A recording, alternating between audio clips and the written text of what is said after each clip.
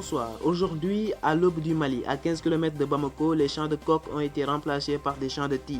Surgi à Kati, dans le camp militaire de Soundiata Keïta, où une révolte militaire allait débuter une dure journée pour le gouvernement malien.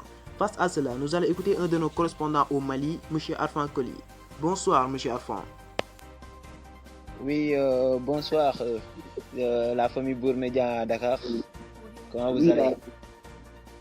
Pouvez-vous nous donner plus de détails et plus de précisions sur ce qui se passe actuellement au Mali? Oui, effectivement, nous sommes au Mali et comme vous le voyez tous, le président Ibeka, Ibrahim Boubacar Keïta et son premier ministre Bouba Sissé ont été arrêtés par les militaires en révolte. Le chef de la mutinerie affirme son engagement sur l'auteur des arrestations actuelles. Le pays est confus et la situation actuelle n'est pas du tout stable. Actuellement, on ne sait pas quels sont les motifs de cette mutinerie. Oui, bon, merci. C'était notre correspondant au Mali, M. Arfan Koli, en direct sur la Bourmédia TV. Merci beaucoup. Ok, merci beaucoup et je vous reviendrai avec plus d'informations pour la prochaine. Sans pour autant tarder, le président français M. Macron et ses homologues nigériens Mahamadou Issoufou et le président ivoirien Alassane Ouattara et même le président de la République du Sénégal M. Macky Sall ont dénoncé ces actes qui se déroulent actuellement au Mali. Le président français exprime son plein soutien aux efforts de médiation en cours aux États d'Afrique de l'Ouest.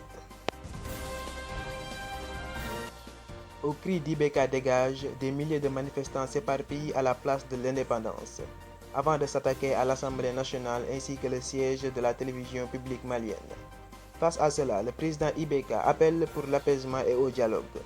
M. Ismaël Sakho à l'écoute. Nous demandons au mouvement du M5, parce qu'il s'agit de redresser le pays, de continuer à dialoguer avec le président de la République et le pouvoir et d'accepter de prendre la main tendue, la main du président qui reste tendue, et de venir autour d'un gouvernement d'union nationale. La société civile a son mot à dire. Ils ne veulent plus du régime à cause de son échec économique et sécuritaire, ou même les défaillances administratives et la corruption au sein de l'institution malienne. Nous restons mobilisés parce que la répression renforce notre détermination et nous allons continuer avec notre mot d'ordre jusqu'à la fin du régime Ibeka, qui est un cancer aujourd'hui pour tout le Mali. La situation du Mali devient alarmante. Les populations n'en veulent plus de ce régime.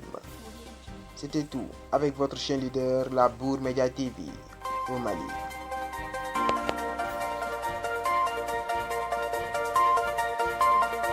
Audio Jungle.